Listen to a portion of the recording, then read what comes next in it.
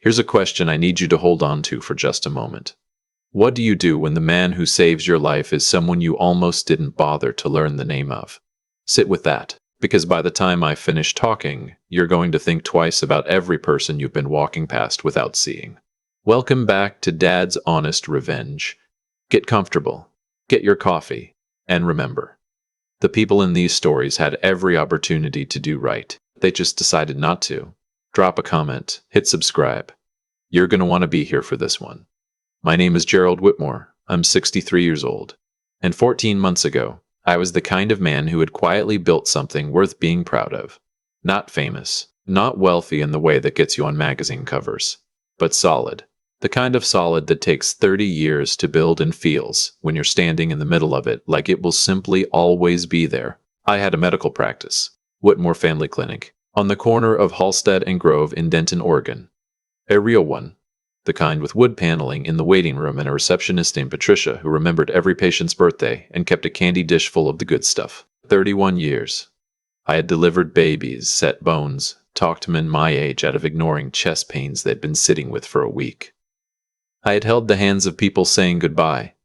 I had a son named Robert who lived 2 states over and called every Sunday. I had a house I'd owned outright since my early 50s. And I had a business partner named David Crane. David had come into the practice 18 years ago. Young, sharp, good with patients in the way that some doctors are. The kind where people leave feeling genuinely heard. I'd brought him on as a junior partner when my caseload got too large for one man. Within 5 years, he was a full partner. We shook hands on it in my office on a Tuesday afternoon, and I remember thinking, this is what building something right looks like. Trusting the next person. Making room. His daughter used to come to the clinic after school and sit in the break room doing homework. My wife Carol used to bring her cookies. We were that kind of close. Carol passed 8 years ago. Breast cancer, caught too late, gone in 11 months. David sat with me at the funeral and didn't say anything for a long time. And then he said, she was the best thing in any room she walked into. He wasn't wrong. I didn't argue. After she was gone, the clinic became the thing I poured myself into. Not unhealthily, I told myself, just purposefully. Patricia would remind me to eat lunch. My patients became my daily reason for structure, and David was there, steady, professional, expanding our cardiology referral network, managing the billing systems I had never been patient enough to learn. I trusted him the way you trust someone who has sat across from you at a break room table for 18 years. Without thinking about it, the way you trust the floor to be there when you step out of bed in the morning. Then the letters started. The first one came on a Thursday. Oregon Medical Board. Formal letterhead. Allegations of fraudulent billing practices at Whitmore Family Clinic. Specifically, claims submitted for procedures not performed. Diagnoses upcoded to increase insurance reimbursements. Patient records altered to reflect services that had never occurred. A preliminary investigation had been opened. I would need to provide documentation. A hearing was scheduled for 60 days out. I read it twice. Then I put it on my desk and sat very still for a while, in the way you sit when information arrives that your brain refuses to fully process. I called David immediately. He picked up on the second ring, and his voice. I remember this clearly. His voice sounded like a man who already knew what the call was going to be about. Not surprised. Just careful. He said, Gerald, I saw the notice. This is serious. We need to get attorneys involved right away. He said it with the fluency of someone who had rehearsed it. I didn't register that at the time. I was too busy being scared. The attorney, a careful woman named Sandra Park, told me the allegations were extensive. Not a billing error, not a data entry mistake. Hundreds of claims over 3 years. Medicare and private insurers both. The kind of thing that didn't happen by accident. The kind of thing that took effort. But the records, when the investigators pulled them, had my name on them. My credentials. My digital signature on the altered files. David's name appeared too, but far less. He had, it seemed, been thorough. I spent 4 months trying to prove that the signatures were forgeries, that the records had been accessed from terminals I hadn't used, that the timestamps didn't match my physical presence in the building. My attorney believed me. The investigators were slower to arrive at the same conclusion. My medical license was suspended pending the outcome of the investigation. 31 years. The clinic was put under administrative review. Patricia cried when she packed up her candy dish. I stood in the parking lot after the last patient left, and I could not make myself go inside and turn off the lights. I stood there until it got dark, and then I stood there a little longer, and then I drove to my son's house because I could not face going home to mine. Robert wanted me to stay. I stayed for 2 weeks. Then I went home because 63-year-old men do not move into their children's guest rooms, not while they still have fight in them. The investigation took the shape of a slow grind. Documents, depositions, meetings with Sandra Park in her office on Tuesdays and Thursdays where we went over the same financial records again and again looking for the thread we needed. I stopped sleeping normally. I started waking at 3 a.m. with the specific alertness of a man whose body has decided that rest is a luxury he hasn't earned. My routine simplified down to almost nothing. I walked in the mornings, I met with Sandra, I drove across town to the State Archive building on Brockett Street where some of my older clinic records had been subpoenaed and were being reviewed, and I sat in a waiting room while other people decided the fate of what I had built. The archive building was an old county structure, 3 stories, marble floors that made every footstep sound like an announcement. The security desk was just inside the front door. The guard who worked the morning shift was a man named Arthur Bunn. Arthur was 71 years old. He had the build of someone who had once been very strong and was now simply sturdy. Short gray hair, thick glasses, a uniform that he wore with the same seriousness I imagined he'd worn every uniform he'd ever put on. He moved slowly, but he moved with intention. He said good morning to everyone who came through the door, whether they acknowledged him or not. Most people didn't. I did, because Carol had raised me to. Because she used to say that the way a person treats someone they don't have to treat well tells you everything about who they actually are. I said good morning back to Arthur for my first visit. By the 3rd visit, I asked him his name. By the 5th, I'd learned he was a Korean War veteran's son, had worked security for 30 years, and made the best chili in Denton County, a claim he delivered with the gravity of a man who had given the matter serious thought. Every Tuesday and Thursday morning, I brought 2 coffees from the place on the corner of 9th. One for me, one for Arthur. He never made a big thing of it. He'd take the cup, nod once in a way that meant something, and say, "Appreciate it, Dr. Whitmore." The first time he called me that I almost said something. The license was suspended. I wasn't sure I deserved the title anymore, but I didn't correct him, because some mornings it was the only time I heard it, and I needed it more than I wanted to admit. That was our whole relationship for 5 months. 2 coffees. A nod.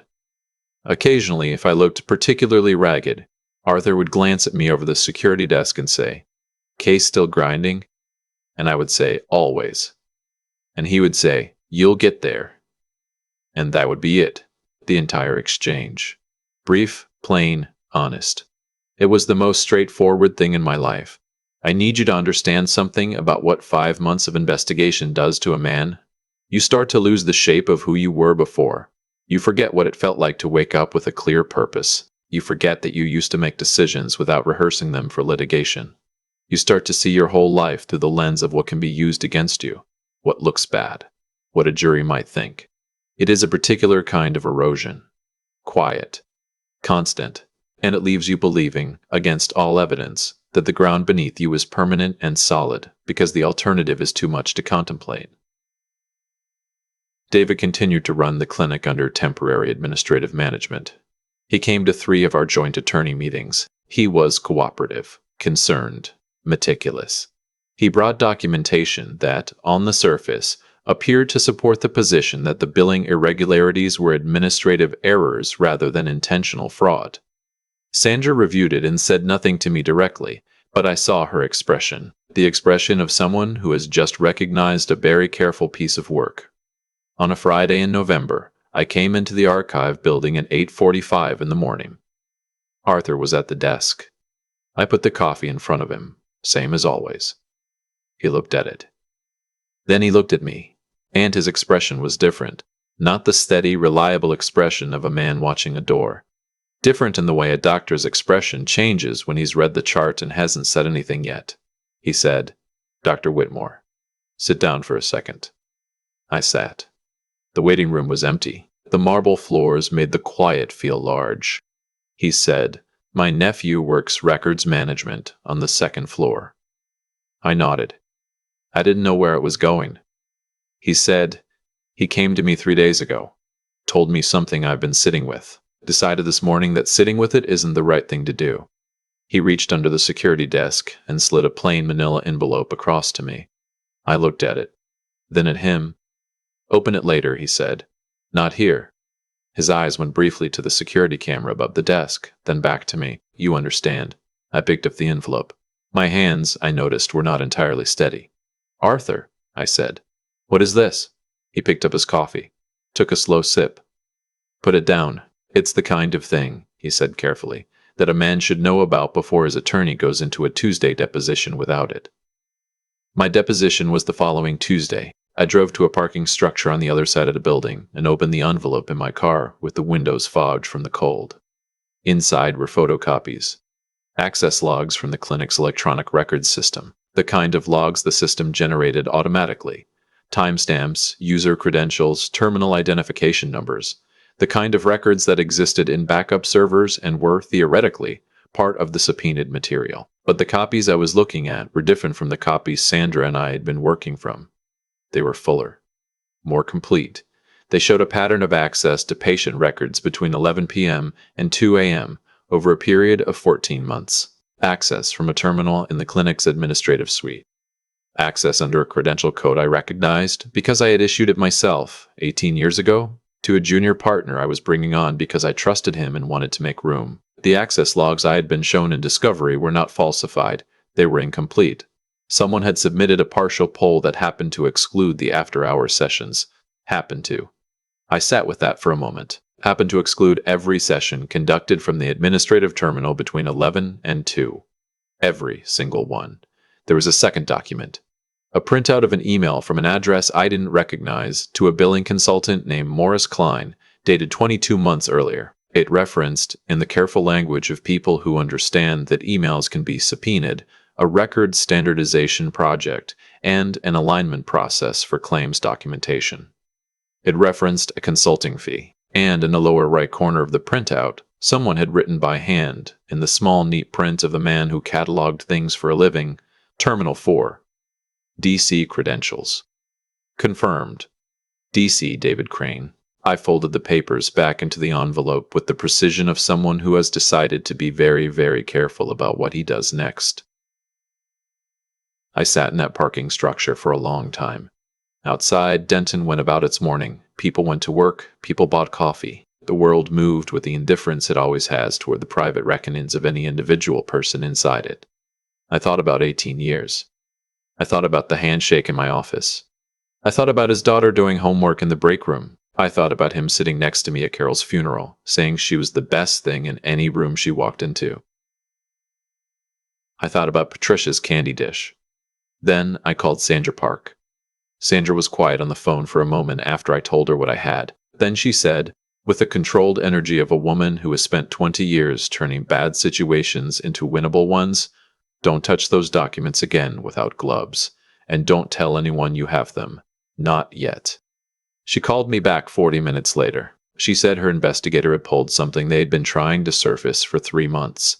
A financial account. A consulting LLC registered in Nevada with a name that meant nothing. Halcyon Administrative Services, but which had been receiving payments from 3 insurance billing firms over a period of 26 months. Regular payments, not large enough individually to trigger automatic flags, but consistent, patterned, totaling, across the full period, $140,000. The registered agent for Halcyon Administrative Services was a name I did not know, but the secondary contact listed on the original incorporation documents in a field most people don't read carefully was a name I knew very well. My deposition was on Tuesday. David's was on Thursday. Sandra made a call on Monday. On Tuesday, I sat across from the medical board investigators and their attorneys, and I answered every question I had been answering for 5 months. Clearly, calmly, with full documentation. At the end of the session, Sandra set a folder on the table. She did not make a speech. She simply said, "We'd like to submit supplemental records that appear to have been excluded from the original discovery poll. We've also notified the state attorney's office of a parallel financial matter we believe is directly connected to this complaint." The lead investigator, a thin, deliberate man named Harrison, who had looked at me like a suspected forger for 5 months, looked down at the folder. Then he looked up at Sandra. Something moved across his face. The expression of a man who has just understood that the shape of a situation is not what he thought it was.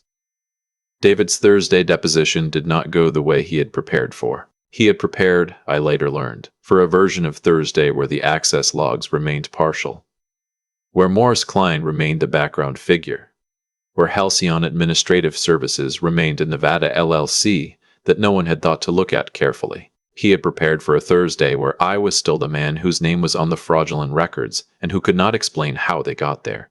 He had not prepared for the version of Thursday that actually arrived. His attorney asked for recess 40 minutes in. David came out of the deposition room and walked to the water fountain at the end of the hall and stood there for a while. I was sitting on a bench outside Sandra's office and I watched him. He didn't see me at first, and for just a moment, with no audience and no performance required, I watched the thing underneath the careful composure come briefly to the surface. Not guilt exactly. Something more like the expression of a man who has been running a long calculation and has just realized the numbers don't add up the way he expected. Then he turned and saw me. And the composure came back, fast and practiced. He looked at me the way he had looked at me for 5 months. Measured, steady. The look of a man who has decided on a version of things and is committed to it. I looked back at him. I didn't say anything. After a moment, I picked up my coffee cup from the bench beside me. I had brought 2 that morning, old habit, and I held it out toward him without standing, not as an offering, just as a fact.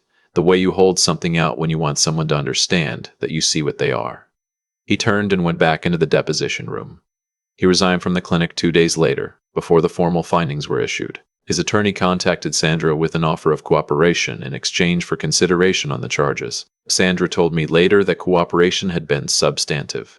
I chose to interpret that as meaning he had confirmed what the documents already showed and had not made anyone work harder than they needed to. The medical board issued its findings 6 weeks after the deposition. The fraudulent billing practices had originated with the altered records, which had been systematically modified using David's credentials during after-hours access sessions. The partial discovery submission, which had been coordinated through the same billing consultant who received payments from Halcyon Administrative Services, was referred to the state attorney's office as a separate matter. Morris Klein's cooperation was obtained within the week. He was not a man built for the particular pressure of a criminal referral. My license was reinstated.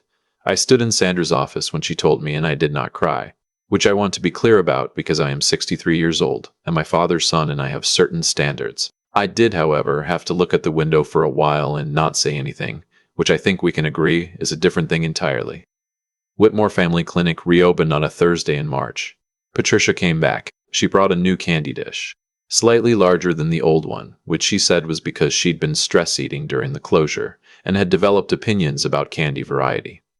The waiting room had the same wood paneling, the same smell of antiseptic and whatever soap Patricia used on the front desk. It was, unremarkably and miraculously, exactly the same. My first patient back was an 81-year-old woman named Helen Marsh, who had been coming to me for 22 years and who, upon seeing me at the door of the examination room, said simply, "I knew they had the wrong man." She said it the way you say something that has never seriously been in doubt. David was charged on 3 counts, including fraudulent billing, obstruction of discovery, and 1 count related to the financial arrangements with Klein. His cooperation reduced the severity significantly. He would not go to prison. He would lose his medical license. He would spend a considerable portion of the next several years in legal and financial proceedings.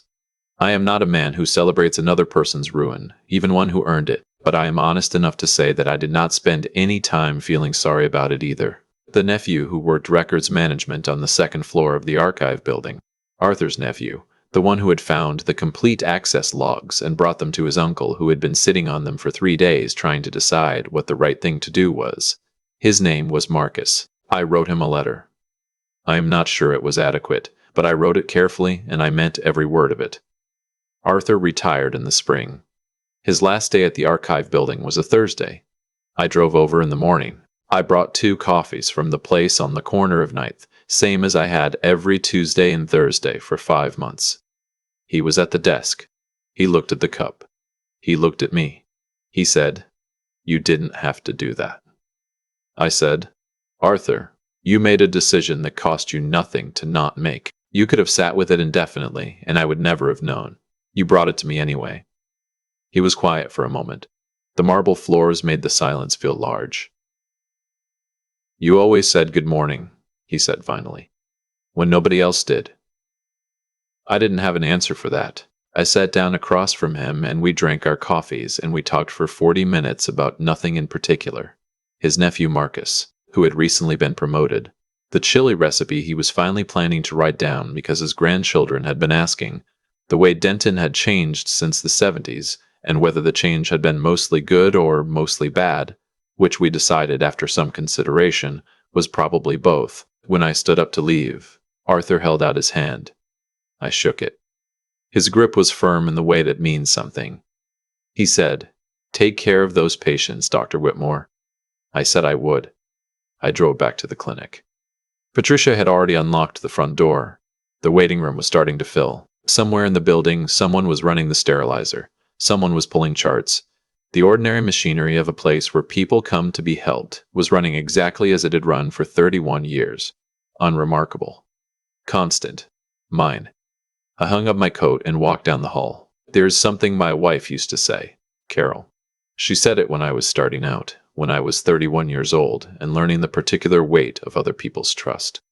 She said, "Gerald, the work is hard and the hours are long, and some days nothing you do is going to be enough. But you show up. You say good morning. You remember the names." That's the whole thing. That's all of it. She wasn't wrong about much. She wasn't wrong about that. I've been doing this for a long time. Long enough to know that the things that unravel, you rarely come from where you expect. And the things that hold you together almost never announce themselves. They're just there, steady, asking nothing, waiting to matter when it counts. Always say good morning, learn the names, and for the love of everything, bring the man at the desk a decent cup of coffee. You never know which one is going to change everything. If this story meant something to you, take 5 seconds and hit that subscribe button. It costs you nothing, and it means more than you know. We'll see you next time.